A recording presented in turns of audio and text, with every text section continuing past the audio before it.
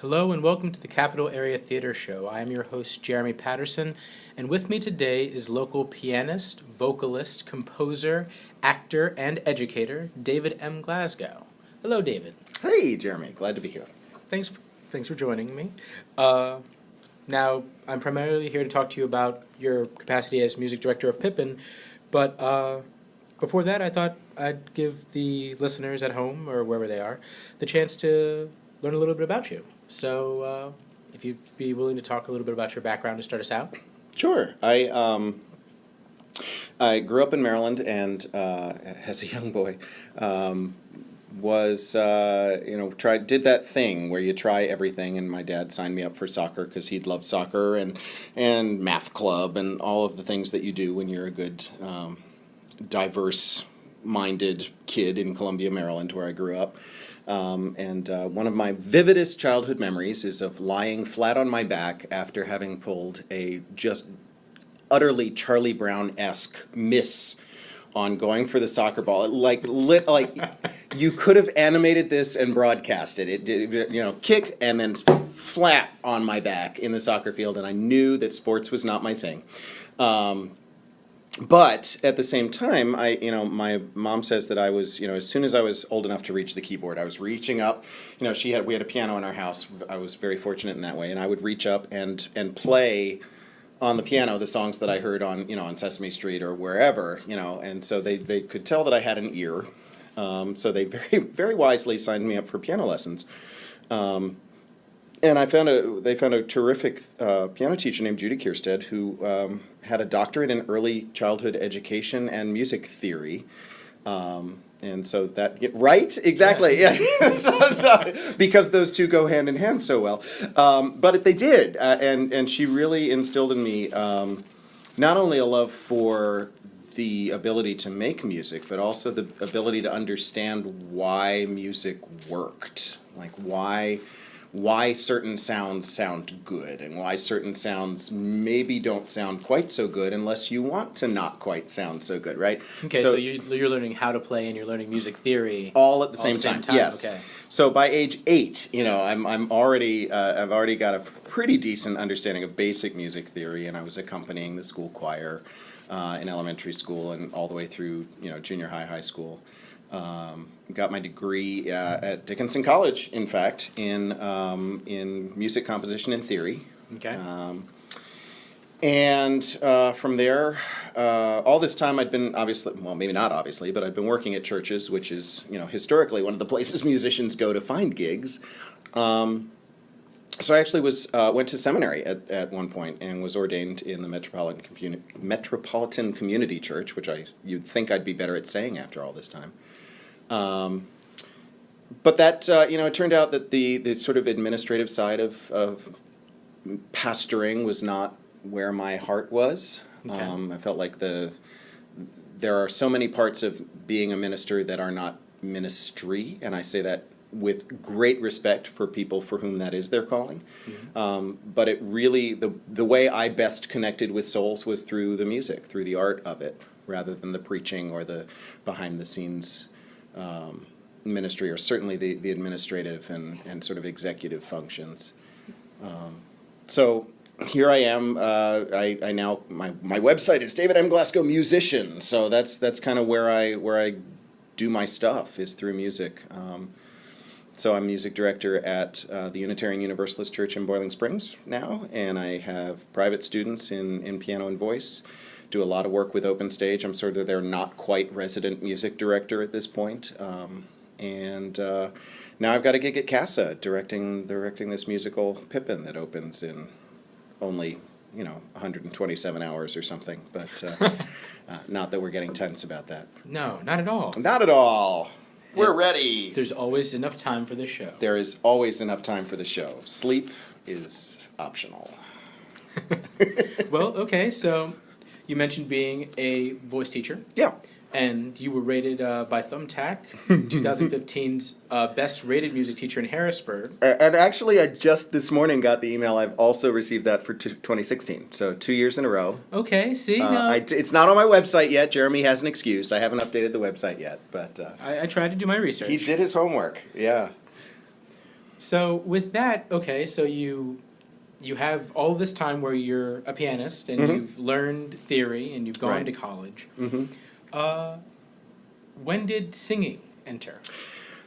Singing was always there. I mean, I was always in the choirs all the way from elementary school and even at, before school in the preschool choirs at churches and things. So I was always singing in choirs. It just so happened that, singers are more common than piano players. So when it turned out that there was a kid in the choir who actually could accompany, I tended to end up behind the keyboard. Okay. Which is fine, and I enjoy that. It does mean that is where I get seen most, is behind the keyboard. So it's really exciting when I do a gig at Open Stage. That of course, the annual Court Street Cabaret, and Stuart lets me sing. It always just makes me happy, the chance to throw a microphone in front of my face and sing at it. But I do sing a lot for the church I serve. I've led music for our denomination's global conference. I was the music director there for General Assembly for 2013-14. So, a room full of 7,000 Unitarians and me in front of a mic trying not to act like a rock star, which I'm afraid I was bad at, not acting like a rock star. But that was a lot of fun. I do enjoy that. Okay. So now you enjoy performing. I do. And you've gone to school. Yes. Then where does teaching start to enter into that? Because you have the option, like you said, you have the option of being a rock star. And you have your rock star moments. Yeah. Is that tied to the ministry background, do you think? I think it probably is. I think the bigger part of it, I will have to check with my therapist to see if I'm lying to you right now, but I think that the big part of this is I am like America's poster child for imposter syndrome. I firmly believe I don't deserve anything that I've gotten in this world. I firmly believe I am eminently unqualified to sing publicly or to play the piano and I say that only half jokingly. I really think that those of us that have talent, those of us who do this art making thing, I think part of that personality, I think side by side and hand in hand with the talent, comes this feeling that nothing we do could be good enough.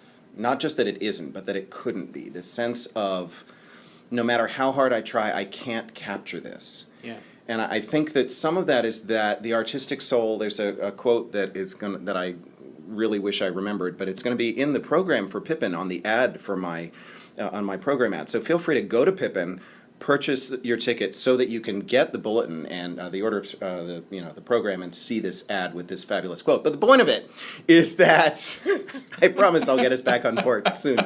The point of it is that artists see what nobody else can see, and that's what gives us the passion. That's what gives us the drive. Is that we have this vision for some truth about the universe that no one else has captured, at least the way we can capture it. And so we always have that sort of, I'm not there yet. I'm falling short of this ideal vision that I have. Yeah. So why, you asked about teaching, and I've launched into this statement on perfection. But I think that for me,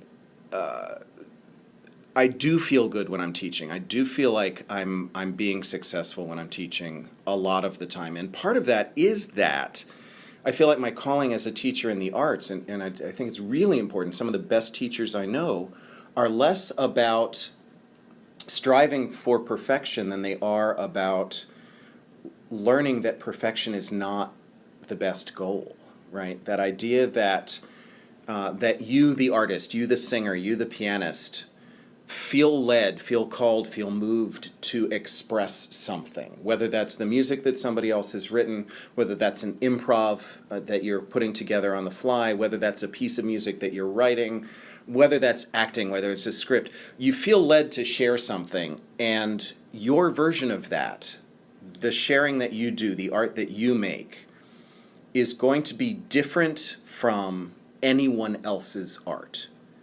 So the idea that and it should be, the idea that we strive to emulate so-and-so's performance, this singer, that artist, that actor, is admirable but flawed.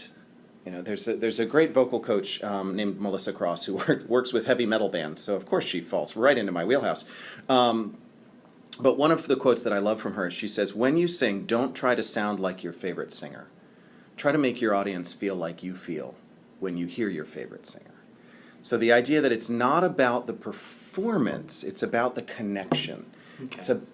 It's about finding that truth and finding how my version of the universe, how my lenses and my baggage and all that I bring with me when I present this package feel familiar to you, the audience, in some way. You say, "Oh, he's been there too. I'm not the only one." And that to me is what teaching is about. It's about saying, you feel like you're alone. You feel like no one else can do this, or you feel like you're not doing it well unless you're doing exactly what someone else is doing. Yeah. Neither of those is true. You are simultaneously not alone and unique. Okay. Those two truths side by side. Wow, thank you. Where to go from there, right? I'm having a really good milkshake right now. So the indulgent milkshake. Yeah. So, when you have this opportunity to convey this to your students, and you get the chance to choose projects, you as an educator, did you have a hand in choosing Pippin? I did. I'm fortunate enough that Stuart Landon, who's the director for Pippin, he and I have worked together on a number of productions so far.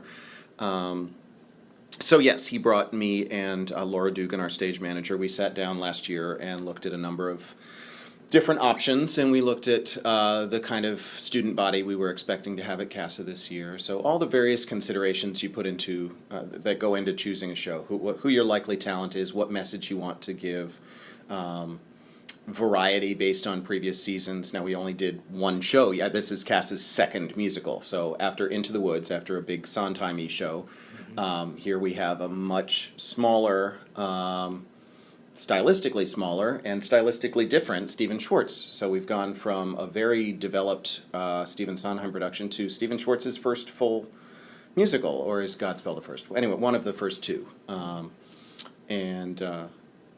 So yeah, I was involved in that, and Pippin actually, I tried not to stack the deck, but Pippin was actually my first lead role in a musical in high school. I was going to try and drag you. You were going to try and drag me there. I saw your eyebrow go up, so I knew you wanted. Yeah, so that was the first time I was on stage in a lead role and away from the piano, which was like the big deal for me because I'd been playing in the pit in high school. Yeah.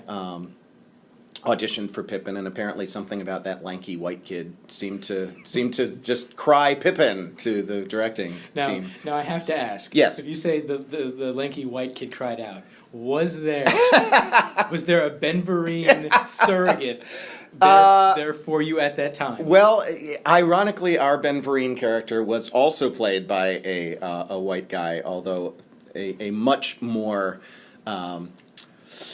Well, in the John Waters universe, there are two types of white kids. There's the nerd and there's the jock. And so I was Pippin, and the jock was the leading player. Okay. Happily, he could dance and sing his way out of just about anything. So I was really honored to be able to work with him. So okay, that works. He's now in the Army. I think he's a colonel. But anyway.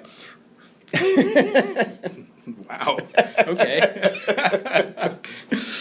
Okay, so the reason I bring that up is because so much of what you've talked about as far as the ministry and as far as helping people and as far as your feelings on how to help people find their place or help others become more comfortable is one of the messages of the show, yes?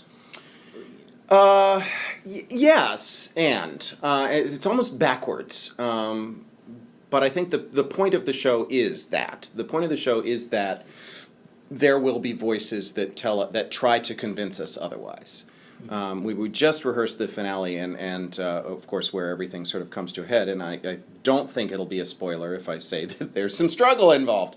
But the idea that, again, that Pippin are for those who don't know the show, there is a character called the leading player. That's the Ben Vereen role.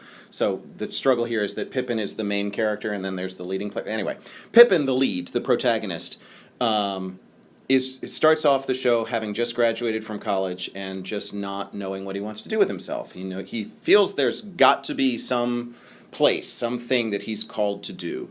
So of course, over the course of the show, he explores war, he explores politics, he explores sex. And then he explores family life. He explores, settling down, quote unquote, with a woman and a son. And all the way through this, the rest of the cast are trying to convince him that there's still something better, that he has to be extraordinary, that he has to be better than the rest of humanity. There's something more than just being your average man or woman on the street that he's called to be or to do.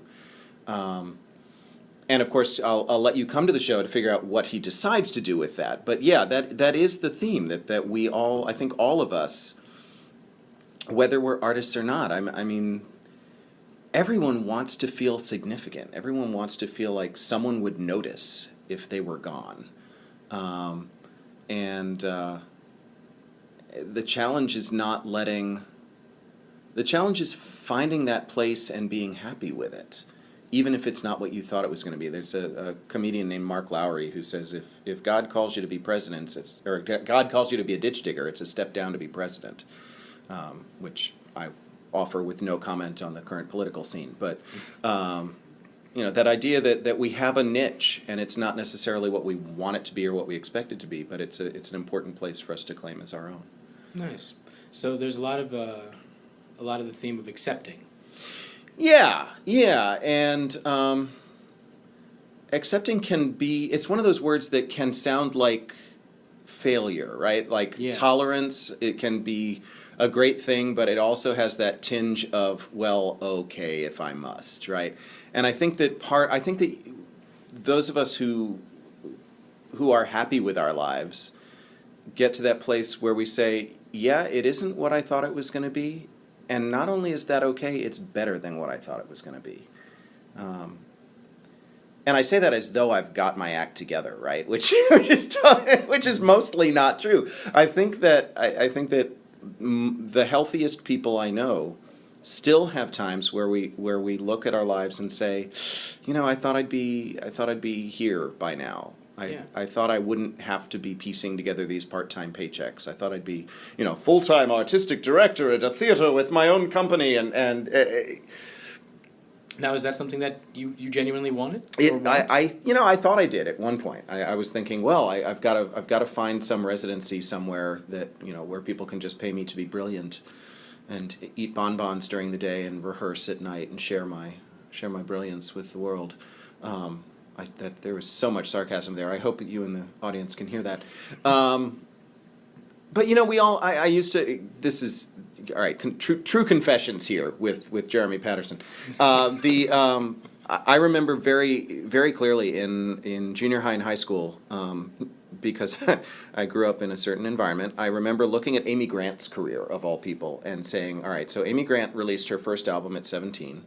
She publicly has said in one of her things that she wrote her first song at age 14. And I remember thinking, I wrote my first song at 13, so I'm ahead of Amy Grant. Yeah. So, for the first 10 years of my life, I'm comparing my careers to Amy Grant's, thinking, well, I wrote my first song first, so therefore I should have my first full album released at 16. Of course. Of course, because that's the way it works in the universe. Yeah. And so forth. So it's, I different, end goals have been, full-time recording artist, touring musician. Having my own church at one point was a thing, wanting to be this, the minister who was also the singer. So every service was about, me preaching and doing music and wrapping it up so that every week was like a rock concert with a great message. And, when you said wrapping it up for a moment, I really was hoping that you would say you were rapping. Yes, because that is really my thing, Jeremy.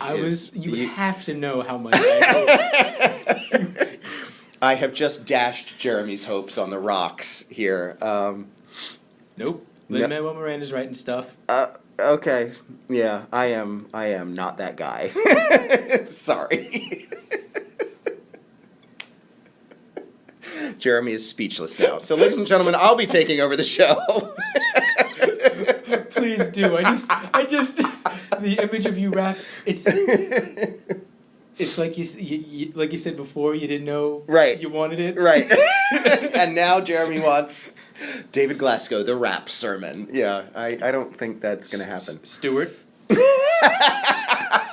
if you're listening, Stuart, I don't ask much, but there's a venue, and there's a possibility. I'm just saying.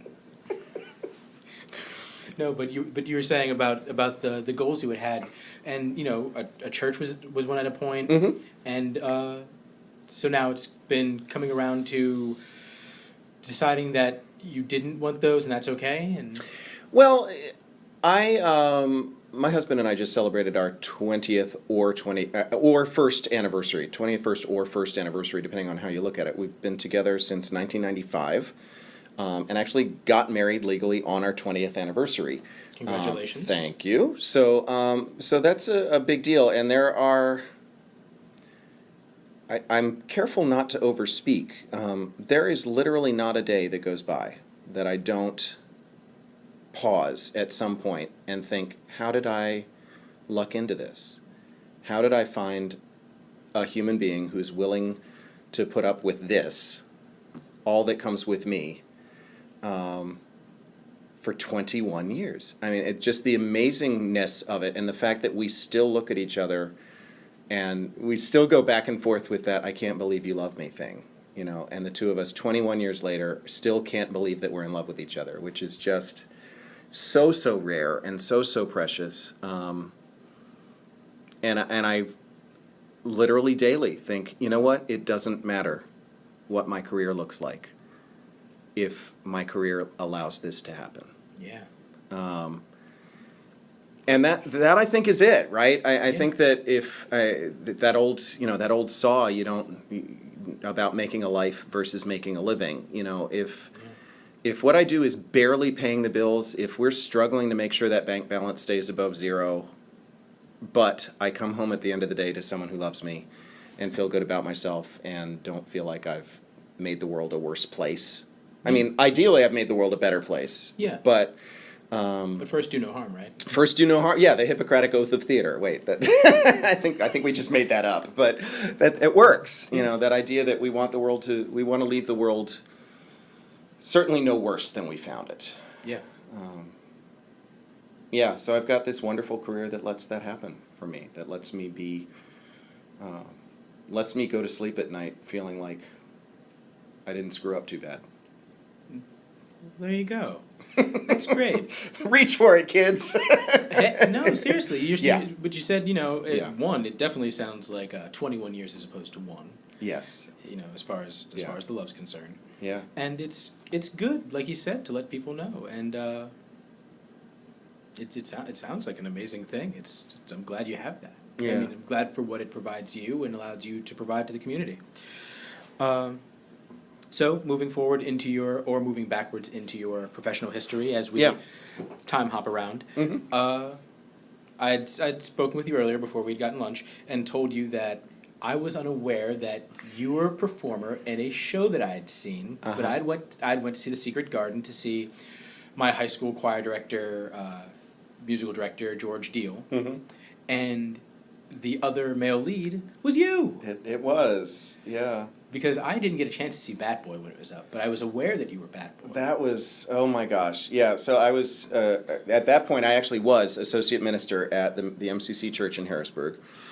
And so I was ministering, and a friend of mine called who was on the board at Theater Harrisburg and said, "David, we're having a lot of trouble finding a lead for this show. We need you, would you mind coming and trying out for it?" And I said, "What's the show?" Yada.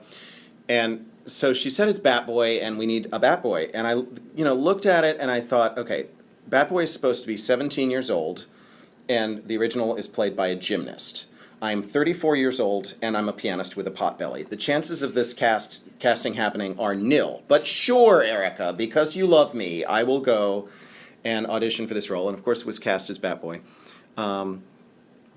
And got the script, and literally on page 1, the first few lines of stage direction in the script for Bat Boy say, the scene is set, it's dark, et cetera, and then it says, "We hear an eerie calling, the sound of eerie singing, lights up on Bat Boy seated down center. He is naked." Yes, those eyes right there that Jeremy just made. And I'm thinking, I am a pastor at a church 4 blocks from the theater where this is going to be performed. This is going to be interesting. So thus began a great relationship with Paul Foltz, the costumer at Theater Harrisburg, where I begged him to come up with some alternative to Naked Bat Boy for that opening scene. And God love him, he came up with a dance belt and a diaper, which was... I go back and forth as to whether that's more humiliating or less than just being buck naked on stage at Whitaker, but there it was. Yes, so that was my first sort of entree into the theater Harrisburg theater scene. Okay. So since then, how many? Great. Ask you to count your roles. Yes. That sounds so mean. It does, because I'm not sure I could do it. Oh. No. Well, I mean, I loved Bat Boy. I have done, of course, I was Neville, the bad guy in Secret Garden with George, which was, I mentioned at lunch that, there's that Singing Lily's Eyes with George Deal, who, of course, is his own institution in the area. And we hit that last chord, and it was in tune, and we cut off together, and I walked off stage. And I thought, this was it. That was the high point of my career, that chord, right there. It's all downhill from here. And I was, all of 39 years old at the time. And turns out I was wrong, which is happy. But it was a terrific experience to do that show with George.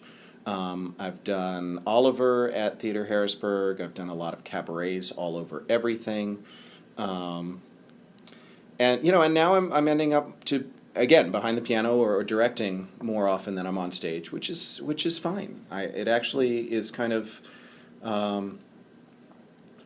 I enjoy helping other people to dig deeper into characters, and I think sometimes when you're in the role, the pressure is a little too high. I think I discovered things about Pippin helping Drew with his role. Drew's playing Pippin for CASA, of course. I think I discovered things about Pippin helping Drew with the role that I couldn't have gotten when I was playing the part. Because there's some distance. Like you can, when you're, at least when I'm learning a character, this may be my flaw as an actor, but I like to be really in that character's mind and not, I feel like I have to base my decisions on that character's perception of the truth. Yeah. Which sort of limits the amount of irony you allow into your mind. Like you can't necessarily be thinking about how other characters are seeing your character. You have to, it's those weird mind games you play. But I like being able to step back as director and say, think about how this thing you've just done is going to come back to you 3 scenes from now when this chain of dominoes loops back around.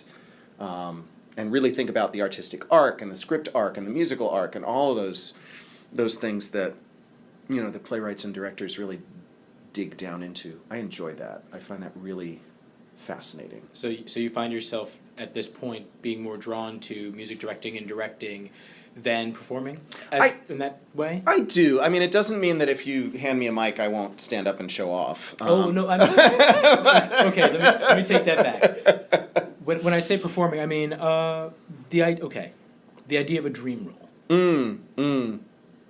As far as right. Applying what you're saying, you try that process right to a specific. Do you have one of those at this point in musical theater? I don't know if you have. Do you do straight plays?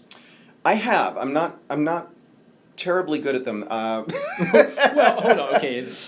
Well, no, I have, and actually, I've enjoyed them. I am much more self-conscious in a straight play. I think there's. I have friends who do mostly straight drama or exclusively straight drama, and I just have a whole lot of respect for the amount of focus that takes.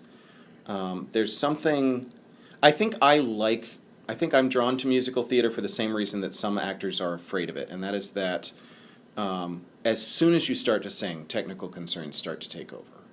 Right? We've got a beat, we've got a band, we've got a key signature, we've got. Once the band starts to play, your timing is with the band. Yeah. You've got to keep that whole ensemble together. Whereas if I'm in a straight play, if I feel like this monologue needs to drag a little tonight or needs to be a little faster tonight, I have that freedom, more or less. So yeah, I mean, I think that, dream roles. The irony is I feel like I tend to get the wisdom required for any given role about 20 years too late to be actually cast in that role. So I look back at Pippin, I think I could nail that now. It's a shame Pippin's a 17-year-old and I'm in my mid-40s, but I like the process, and I love doing the cabarets for that reason, right? We actually did a set in the Court Street Cabaret this year about roles that we, miscast roles that we would never play. And I love that idea of sort of liberating the jewels of wisdom from a particular role in that setting. I mean, theater is wonderful because we get to live these individual life experiences through the eyes of those characters, but to be able to take that gem, whether it's, that song that is sung by a woman in Ragtime or Home from the Wiz or whatever it is, and to say there is truth here that is deeper than Dorothy or than the mother or there's, again, it's about finding that universality, that idea that every human, none of us suffer in a way that is completely unfamiliar to any of us. Okay. There's something universal about pain, there's something universal about growth, there's something universal about joy. And if a song is really digging down deep enough, it's tapping into things that are deeper than anything we could put on the outside in terms of character. Okay. So when you get the opportunity to investigate those songs, it's almost like you're getting the best of both worlds then. It is, yeah. So you're getting the thing you were talking about with the straight plays where, especially being a musician at the piano, right. This song's my monologue. If I want to make it super slow at this Absolutely. point, I'm totally going to milk the audience. Yes, yeah. And that is, I mean, there is a lot of, I really do enjoy accompanying myself, and there are a lot of people who say, how on earth can you do that? And at this point, I would rather put in the time to, and it is a real challenge. I'm not pretending that it's easy, but I'd rather put in the time to learn, to get my finger chops, as it were, and my vocal chops up to speed on the same song so I can accompany myself, than I would try to communicate to someone else. It's a very selfish thing, right? If I get up and someone else is accompanying me, I feel it's hard. I don't want to talk myself into a corner here. On the one hand, I really welcome working. I love collaborating with singers. I love working with them and having that conversation about where the drag is, where the push is, where the fermatas are, where the pauses are. At the same time, I feel like I'm at my best as a musician, and the music that really speaks to my soul is so vulnerable. I feel like I get to a real place of, it's nakedness again. I feel like when I'm making my best art, you could knock me over with a breath in the wrong direction because I'm so vulnerable. I mean, it's such a place of rawness and truth that it feels almost cheap to say, let's hold that a little bit longer there. I just want to feel, and here I am doing my oogie dance, but yeah. You just want to be able to just have that natural flow go through you. Right. So rehearsal is the big part of that. Absolutely. Yeah, and when you're doing cabarets, that's not a luxury that we have much. We tend to do a rehearsal or two. Yeah. So being my own accompanist for gigs like that is tremendous. Yeah. That way you get all the blame and get all the victory. All the blame is mine. Yes, exactly. That's very cool. So if you're not in a position where you have dream roles of things that you'd like to play at this point, Mm-hmm. Are there any shows as far as musicals or things that you would want to step out? Because you're music directing, and you're music directing here at the school, and you have your other interests and projects. But is there a project that you're like, okay, this is I would like to step behind, I don't know, in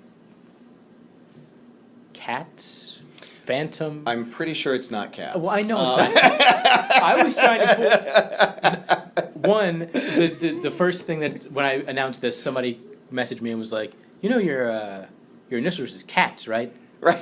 And I was like, I hate Cats. Capital Area Theater Show. I hadn't even made that connection. and he was like, so it's Cats. And I was just like, well, maybe I'll redeem it? I don't know. Too late to change now. Oh, my. So I figured Cats probably wasn't one. You are correct on that. So I figured I'd give you a low ball so you could then choose Thank one. Thank you. Set the bar low.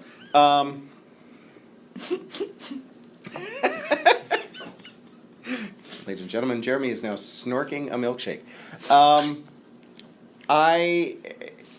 It's funny, again, with the imposter syndrome. I feel like I spend so much time actually doing shows and teaching and so forth, I feel remarkably ignorant about the good art that is being made these days. Like, I love that we live in a time when I can watch clips from Hamilton on the Grammys. Like, I love that I get to experience that way. Yeah. I wish, I wish I wish and I don't, that I lived in a culture where patrons controlled the arts, where I could, someone would literally pay me to be an artist. Yeah. And just make art. And then I would be free to go and soak and experience and do. But for what it's worth, for better, for worse, just the way it is, those of us who do freelance art don't often have the liberty to experience as much art as we would like to take in. We're so busy in rehearsals and teaching and learning that we don't have the freedom or the finances, frankly, to go to a lot of shows, which is why it's important to have these networks. But anyway, that's a long way of saying I find it easier to describe a show than to name a show. I mean, I love the work of Ahrens and Flaherty. For some reason, just really resonate with me as Once on This Island, Seussical, exactly. Ragtime. Yeah, a bunch of really diverse, weird Squash shows. Rock. Yeah, right. Yeah, so a team like that they do so many diverse styles and characters and sources for their material, but you always know that the text and the music are going to be mutually supportive. Mm-hmm. When you hear an Ahrens and Flaherty show, you never have those moments where you think, all right, so they wrote the first verse, and the music fits the first verse, and then the second verse they had to squeeze in extra syllables here, and then by the third verse you're pretty sure it's turned into a rap because they're trying to get 27 syllables on that one note so they can finish in time, right? You don't have that, and that's one of the traits, is that the music and the text are really of a piece. There's an integrity there, that the music is neither was an afterthought, that the music and the text were written at the same time. Also important to me, I like to see, while there is, and again, we're talking personal taste, right? So I'm not saying we should never have another Rodgers and Hammerstein, because right? Yeah, if we did, the world would be a better place. But the pieces that really speak to me are the ones where we have real human characters who are flawed and learn that about themselves. Okay. And grow from that. So the structure, you prefer the structure fit the material as opposed to first couple, second couple, dream ballet. Yes, yeah, exactly. I mean, and again, there's nothing wrong with that. And there is value to mythical theater. There's value to these characters that we sort of relate to but not see ourselves in necessarily. But to me, and again, it's about that vulnerability thing. For me, art is so vulnerable. I like to be able to imagine myself as a character rather than having to step that extra direction and say, well, if I were in those circumstances, which again, I start to feel like I'm cheating and being it's okay. being frail in a sense. But by saying Ahrens and Flaherty, that immediately means that there's the possibility that you could put Ragtime or Once on This Island There you go. in the Dream Show canon. Exactly. And then I saw, once again, through my research, that you're a fan of Jason Robert Brown. Mm-hmm. So that would... Well, a fan of his work. Yes. A fan of some of his work. Yes. Well, and I say that, sort of tongue in cheek, because no matter who you are, as soon as you get famous, rumors start to abound that you may not actually be a 100% pure, holistically wonderful person, and that is certainly true of me as well. Mm-hmm. But I think that's what I admire most about a lot of what Jason Robert Brown writes is vulnerable. Whether or not, and I've never met him. I have friends who have, but I myself could not say he's a jerk or he isn't. And I hope that people who don't know me are also willing to say, I don't know whether he's a jerk or not, right? Give you the benefit of the doubt. Right. I do know that he writes some of the truest, in other words, most truthful songs I've ever written, or I've ever heard or performed in the contemporary canon. songs like "Someone to Fall Back On," songs like Which there's a recording of. there's you. a recording. Yeah, I did a demo of that on my website. The last 5 years is a really, I think, say what you will about the show, but there's some really true humanity going on in there. Yeah. About that relationship between falling in love and being true to yourself, and saying whose fault is it when things go wrong, and could I have done anything differently? Should I have done anything differently? The idea that, and I love that he turns it, like the timeline goes backwards for one of them, right? So the idea that the beginning of one thing is the ending of another. Yeah, and they meet in the middle. Right, and they meet in the middle, and there's that crowning moment where, can I spend my life with you for the next 10 minutes? Yeah. That idea that 5 years really boils down to what we do moment by moment by moment. And neither one of them is the good guy in that show, right? No. I mean, we start pretty sure that Jamie's a jerk. Well, I mean, at the beginning, he's the one you're happy with, but yeah. Well, I mean, the first words out of anyone's mouth in that show are, "Jamie's arrived at the end of the line." Oh yeah. Jamie told me that I'm not good enough. Yeah. Right? So we start on her side. And I love that by the end of the show we're like, well, Kathy, you may have made some choices that weren't the best either. Yeah. Well, the thing that's always broken my heart in that show is the at the end, the fact that he says, "I could never rescue you," like that. That in itself. Yes. Is like. Yes. So it's like, even if he's doing fine in a way, but yeah. Now I got to go look that up again. Just right. to sit Well, aside. and that's exactly my point. I love art that makes me go, damn it, we're all human beings. Yeah. And that sense that that yes, there will be times, I hope, when I've got my, insert expletive here, I've got it together, and you can count on me, and I've got your back. But man, next week, can you be there for me? 'Cause it's coming. Now, having listened to your composition on your Before Me, as a composer, Yeah.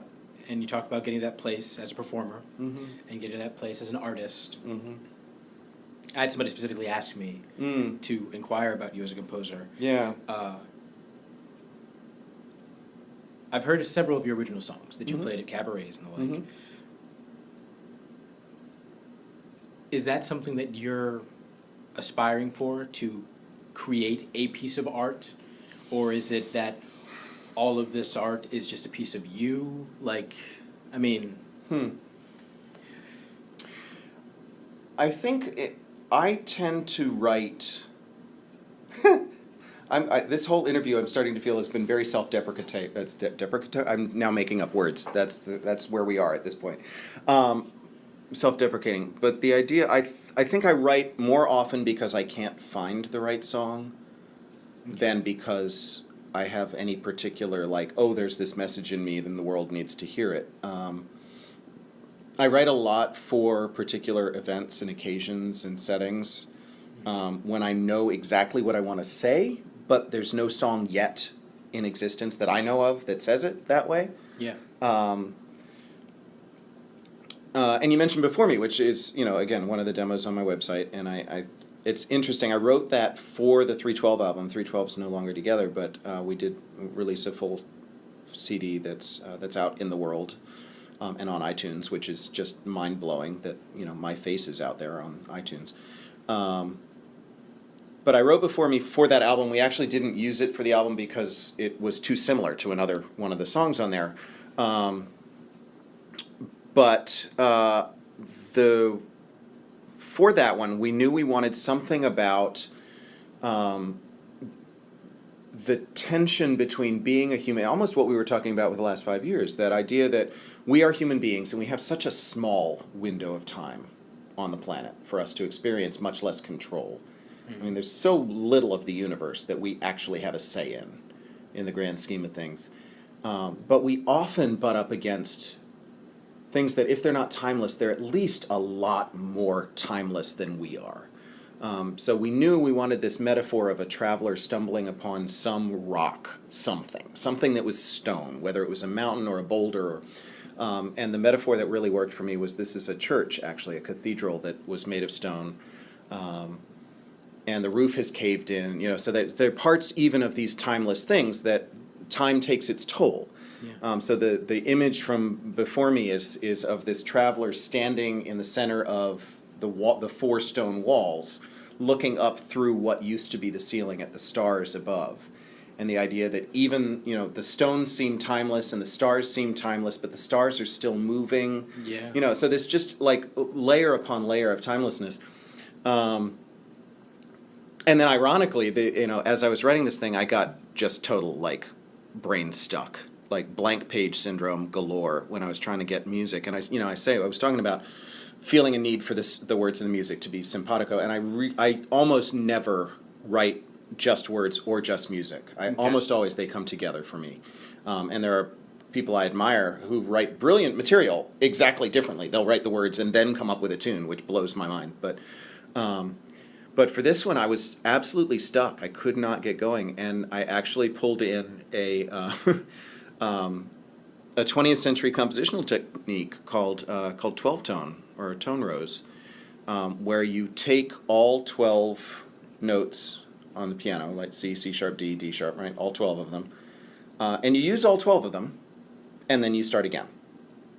And they're always in the same order, but you can go backwards. And you can flip them upside down, and you can go backwards upside down. So there are 4 options. And I didn't actually use the 12 tones, but I did use those rules. So if you listen real closely to the vocal melody on Before Me, the A section, the verse, is a particular melody. And then when you get to the B section, it's that melody backwards. Okay. And of course the chords shift to support that. And, people who aren't theory geeks give me this blank stare when I say that. And then, there are 4 people in Pennsylvania who are going, oh, really? Let me go listen to that.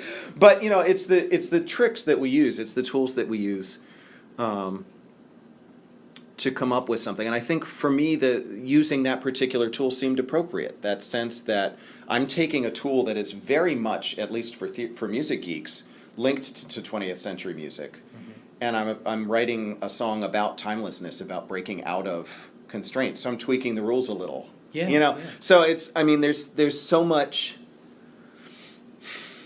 You can make art on many levels. Even the way we make art can be significant to what we're trying to say. Now, as a composer, are you ever a composer for hire? Is that something you do? I am. I've done some commissioned stuff. With varying degrees of quote-unquote success or varying degrees of me feeling good about the product, or feeling like I could use it in other circumstances. And maybe, that's maybe not even the best measure of that. If someone pays me to make art, I hope I please them. I hope I make art that they want. Yeah. But yeah, I do. I've on a couple of occasions been asked to produce a particular piece, or I wrote a cantata once for a church that wanted about an hour-long music service kind of thing for the winter that wasn't Christmassy. So I wrote a solstice cantata that's actually up there for sale on my website also, which is a little weird and very juvenile in a lot of ways now that I look back on it in terms of script structure and character development. But it's there and it's fun, and actually some of the pieces that I wrote for that, some of the songs, I feel really good about. So, again, none of us is ever 100% happy with the art we make, but I felt good about certain parts of that, so it's out there. Yeah. Okay, well, now to bring it back around as we near the end of our conversation, to talk a little bit more about Pippin and the fact that this is going on at CASA, which is the Capital Area School for the Arts. Yes. And I was wondering if you could tell me a little bit about, you talked about coming to the show, and you mentioned Drew, who's your title character, or title actor? Yeah, the actor playing the title role. There we go. But I wondered if there, obviously it was just within the last 5 years, it was up on Broadway Mm-hmm. in the revival, and then the Mhm. original was recorded for posterity. Right. Under the direction of Bob Fosse, I believe. Mm-hmm. So, moving forward with this production, Mm-hmm. could you tell me a little bit about CASA, and then a little bit about this show and the journey as you near the end of the time on the production team? Sure, yeah. CASA is, of course, the Capital Area School for the Arts. We're now a charter school, started as a magnet school. Been a charter school for, I think, 3 years. And I've been on board here. This is only my second year directing, MDing the musical. And I'm now actually substituting here, just for fun. But it's a school that is, we draw our students from just all over. I'm always surprised at the number of counties that are represented in the CASA student body, so I'm not even going to try with that number. So you can go to casa.arts.org, -arts.org to look that up. But it's kids who are here because they felt that the arts programming in their local schools was not sufficient, and that doesn't mean it's bad. It just means that these are kids who really wanted to devote more of their academic life to learning to be an artist. So the kids at CASA are in quote-unquote academic classes, the sciences, the maths, the Englishes, anyway, for half of their day, and then they spend 2.5 hours in an arts class. So that'll be a theater class, a drawing class, a film class, a music class. And they do that 5 days a week, which is amazing. I mean, it's just tremendous. And the musical cast, we have theater majors, we have dance majors, we have music majors, we have writing majors, we have film majors in the cast for Pippin. So it's not limited to a single discipline. And I love that means we've got all of those various sort of flavors of artist coming together to put this on. The kids are tremendously talented. They just have a lot of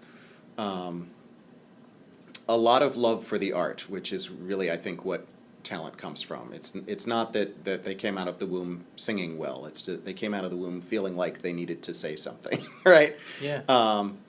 And I love we're now 1 week out from the show. We open a week from yesterday. I love the moments where they click.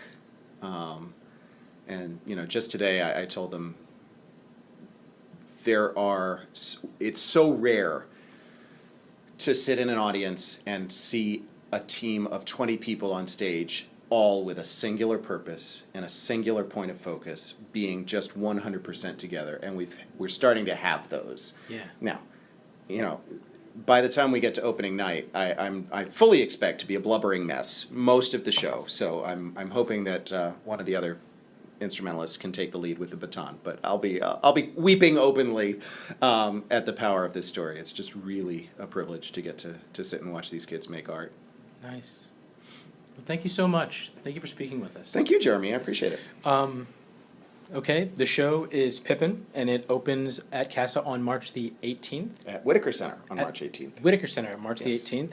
And your website is davidmglasgow.com. That is my website, yes. And tickets for Pippin are at casamusicals, plural.com. Okay.